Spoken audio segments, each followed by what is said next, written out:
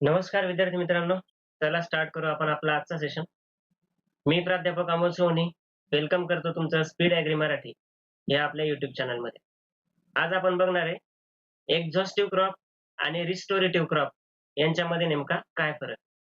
तर चला सुरुवात करूया. तर बघा, रिस्टोरेटिव्ह क्रॉप म्हणजे काय, तर हे क्रॉप काहीतरी रिस्टोर करतात. आता रिस्टोर करणे म्हणजे काय, तर बघा, मला YouTube व्हिडिओ शूट करायचा आहे रात्री, असा माझा प्लॅन ठरलेला आहे. सकाळी-सकाळी माझा तो प्लॅन ठरला. त्याच्यानंतर मी कॉलेजला गेलो. कॉलेजला गेल्यानंतर तिथे 2 ते 3 तास लेक्चर घेतले.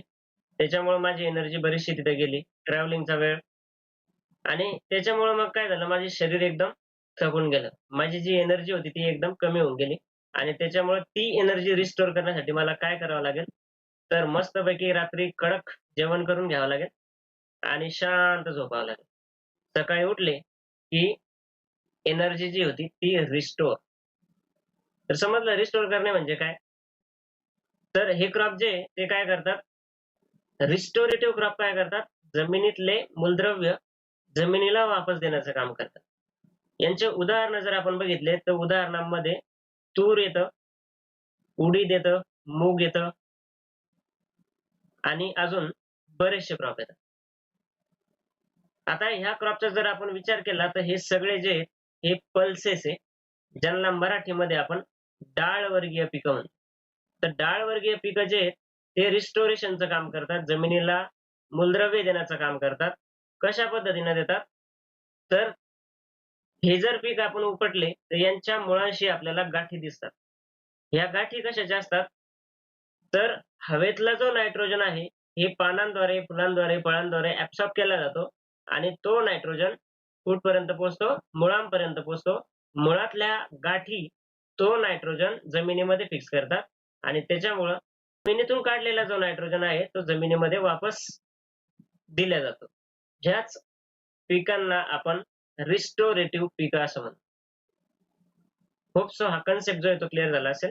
रिस्टोरेटिव्ह पिकांचे जे उदाहरणं आहेत, ते आहेत तूर, उडीद, मूग किंवा पल्सेस. ठीक आहे. याचं उलटं जर बघितलं, तर आपण एक्झॉस्टिव्ह क्रॉप म्हणू शकतो. एक्झॉस्टिव्ह क्रॉप्स काय करतात? जमिनीमधून भरमसाठ प्रमाणामध्ये मूलद्रव्य ओढतात, शोषतात. भरमसाठ मूलद्रव्य जे आहे, ते घेतले जातात जमिनीतून, पण जमिनीला वापस काहीही दिल्या जात नाही. आणि अशा पिकांना आपण एक्झॉस्टिव्ह क्रॉप्स असं म्हणतो. आता एक्झॉस्टिव्ह क्रॉप जर आपण लावले, तर पुढच्या वेळेस जे पीक आपण लावणार आहे, त्याच्यासाठी आपल्याला 25% एक्स्ट्रा नायट्रोजन द्यावं लागतं. ही गोष्ट लक्षात ठेवा. सीरियल्स क्रॉप याचे उदाहरण आहेत. जसं राईस, व्हीट,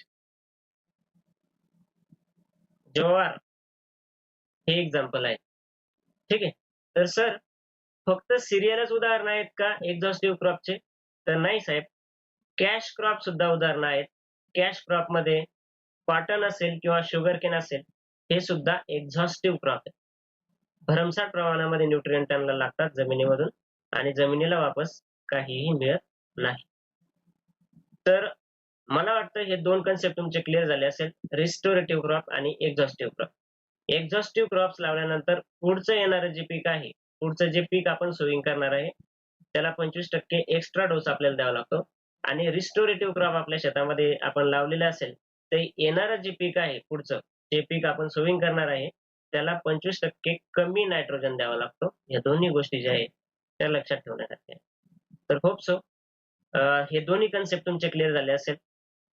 कृषी सेवक भरतीची जर तुम्ही तयारी करत असाल, तर आमची ही डेडिकेटेड बॅच, ज्याच्यामध्ये मॉक टेस्ट सीरीज आहे. याच्यामध्ये 20+ मॉक टेस्ट तुम्हाला मिळणार आहे.